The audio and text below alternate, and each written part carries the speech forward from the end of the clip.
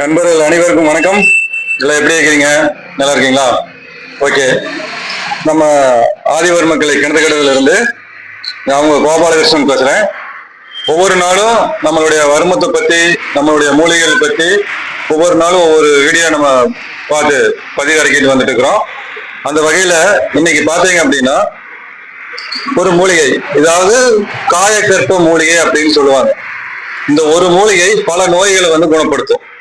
அது என்னடா மூலிகை அப்படின்னு சொல்லி நீங்க கேட்டீங்க அப்படின்னா அதுதான் அம்மான் பச்சரிசி அப்படிங்கிற ஒரு அருமையான ஒரு காயக்கல்ப மூலிகை.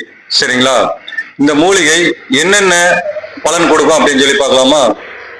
மெயினா இது எதுக்காக இந்த பதிவு அப்படின்னா, அதாவது பெண்களுக்கு, ஆண்களுக்கு இந்த முகத்துல எல்லாம் பார்த்தீங்க அப்படின்னா புள்ளி புள்ளி புள்ளியா ஒரு வடு மாதிரி இருக்கும் மெயினா.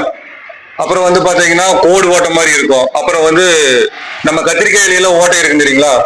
அந்த மாதிரி கத்திரிக்காய் சுருங்கி போனா அந்த சொத்த கத்திரிக்காய் எப்படி இருக்குமோ அதே மாதிரி மூஞ்சி எல்லாம் புள்ளி புள்ளியா இருக்கும். அதே மாதிரி சுருக்கா இருக்கும். இளமையா இருப்பாங்க. வயசான தோற்றத்தை காட்டும். அதுக்கப்புறம் பாத்தீங்க அப்படின்னா மறு இருக்கும். தேவையில்லாம என்னடா நம்ம முகத்துல இப்படி ஒரு மறு அசிங்கமா இருக்குது அப்படின்னு நம்மளே ஃபில் பண்ண வைக்கக்கூடிய அந்த மாதிரி ஒரு மருகுகள் அங்கங்க மூக்குல, கண்ணுல, கன்னத்துல, வாய்க்கட்டை இந்த மாதிரி எல்லாம் இருக்கும். அதையெல்லாம் நம்ம அந்த காலத்து முறையில எப்படி நம்ம சித்தர்கள் எல்லாமே இந்த இதுக்கெல்லாம் மருந்து கொடுத்து அதெல்லாம் சரி பண்ணாங்க அப்படின்னு பார்த்தீங்கன்னா வெறும் அம்மன் பச்சரிசி தான். முகத்துல அந்த வடுக்கு, அந்த தழும்புக்கு, அந்த சொத்தையா புள்ளி புள்ளியா இருக்கிறதுக்கு, அப்புறம் கொப்பளமா வரும், சீ பிடிச்ச மாதிரி இருக்கும். அப்புறம் பார்த்தீங்கன்னா நீர் வரும்.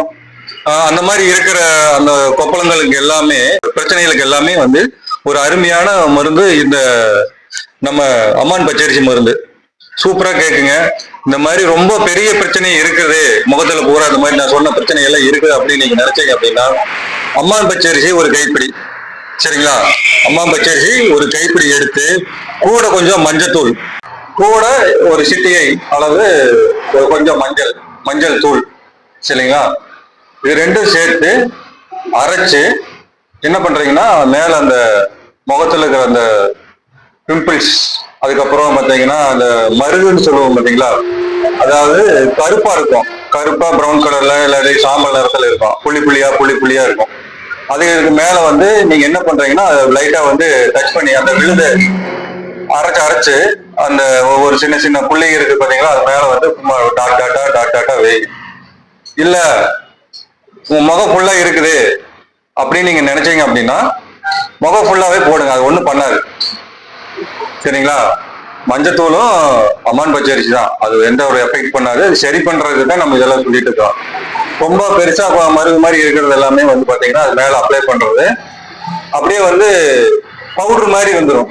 நுணுங்கி அப்படியே கீழே விழுந்துட்டே இருக்கும். நம்மளுக்கு தெரியாது.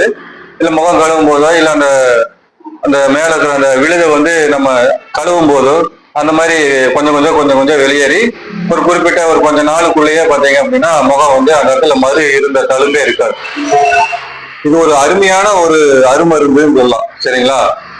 இந்த முறையில் அப்படியே ஒரு பேஸ்ட் மாதிரி வரும். இந்த பேஸ்ட் மாதிரி இருக்கிறத நம்ம அப்ளை பண்ணிகிட்டே வந்துட்டே இருந்தோம் அப்படின்னா ஒரு காலகட்டத்தில் அந்த மங்கு, அந்த முகத்தில் இருக்கிற அந்த வெடிப்பு, அந்த புள்ளி புள்ளியாக இருக்கிறது, அந்த ஓட்டையில் அந்த புள்ளி புள்ளியாக இருந்து அந்த ஓட்டை வழியாக அந்த ஆயில் மாதிரி வர்றது, இது எல்லாமே சரியாகும். சரிங்களா? இது ஒரு அருமையான ஒரு மருந்து இல்லை, இது ஒரு அமிர்த கலசம்னு கூட சொல்லலாம். நீங்கள் அப்ளை பண்ணி பாருங்கள். இது எல்லாமே நாங்கள் ரிசல்ட் எடுத்ததுக்கப்புறம் தான் நான் உங்களுக்கு சொல்லிட்டு இருக்கிறோம். இது நீங்கள் முயற்சி பண்ணி பாருங்கள், கண்டிப்பாக ரெடியாகும். சரிங்களா? மீண்டும் அடுத்த பதிவில் சந்திக்கலாம். நன்றி, வணக்கம்.